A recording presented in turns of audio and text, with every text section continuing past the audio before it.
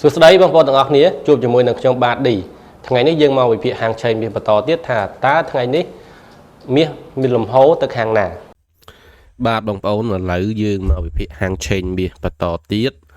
យើងឃើញថាតម្លៃមាសនៅតែមានការកើនឡើងនៅឡើយទេអញ្ចឹងខាងឆ្វេងបងប្អូនអាចតាក់ទងមកខ្ញុំបានដើម្បីសួរនាំព័ត៌មាន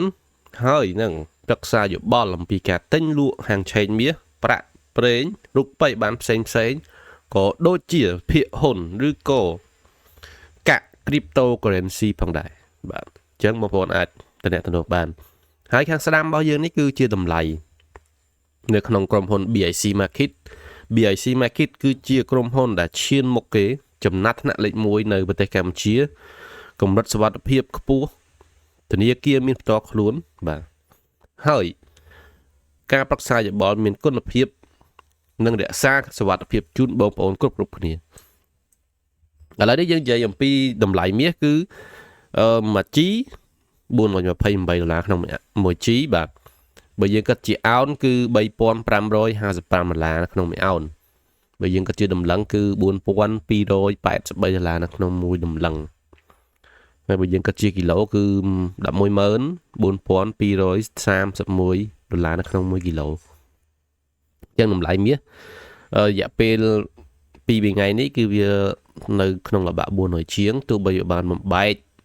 កំណត់ត្រារបស់វាចាស់ក៏ដោយបាទអញ្ចឹងយើងទៅមើលការវិភាគវិញថាតើថ្ងៃនេះមាសនឹងប្រែប្រួលទៅណាខ្លះបាទអញ្ចឹងថ្ងៃនេះយើងមានព័ត៌មានសំខាន់គឺ Non-Farm Payroll Non-Farm Payroll ខែមុនគឺមាន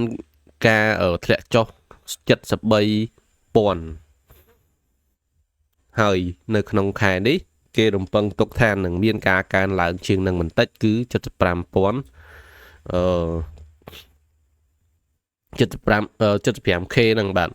ញ្ចឹងបើតាមការវិភាគរបស់ខ្ញុំយើងឃើញថាប្រហែលជាមានការធ្លាក់ចុះបន្តិចទៀតក្នុង71 72អីអញ្ចឹងប្រហែលជាមាសអាចនឹងឡើងបន្តទៀតថ្ងៃនេះហើយថ្ងៃ17ខែនេះក៏យើងមានការកាត់បន្ថយត្រាការប្រាក់ផងដែរអញ្ចឹងយើងឃើញថាតម្លៃមាសនៅពេលនេះ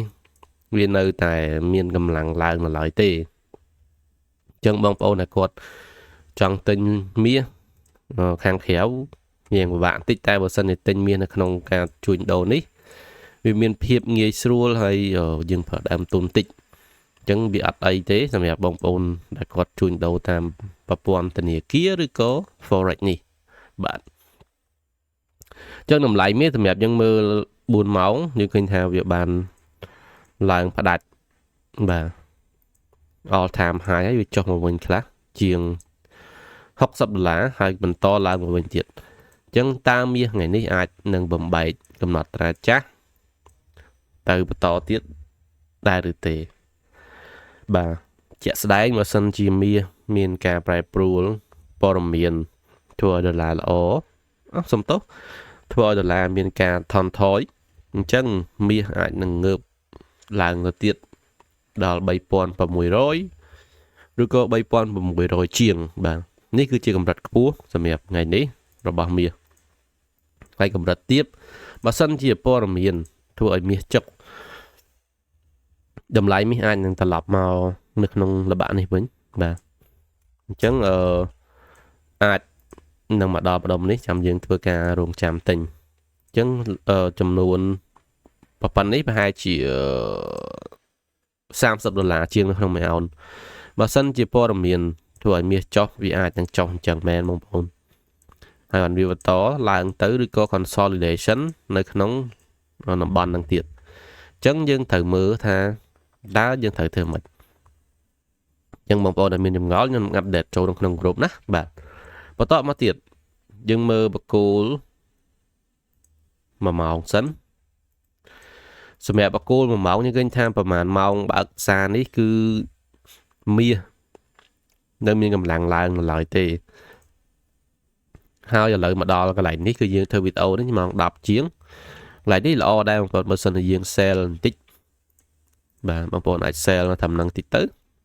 scalping បាទ SL យើងត្រឹម6លេខ TP យើងត្រឹម10លេខអីហ្នឹងបានហើយបាទ ព្រោះយ៉ាងនេះយើងមកដល់កន្លែងនេះវាបានជា OB មួយហើយវា reject កន្លែងនឹងម្ដងហើយកន្លែងនេះម្ដងទៀតអញ្ចឹងវាអាចនឹងឡើងទៅលើបន្តិចយើងអាចប្រខិតសម្រាប់វា switch ទៅតែបើសិនជាវាឡើងទៅទៀតវាអាចនឹងប៉ះ SL តែបងប្អូនអាចសាក sell កន្លែងនឹងបានណាបាទហើយម៉ោង2យើងនឹង update position ចូលព្រោះម្សិលមិញយើងចំណេញបានច្រើនបាន3ដងបាទ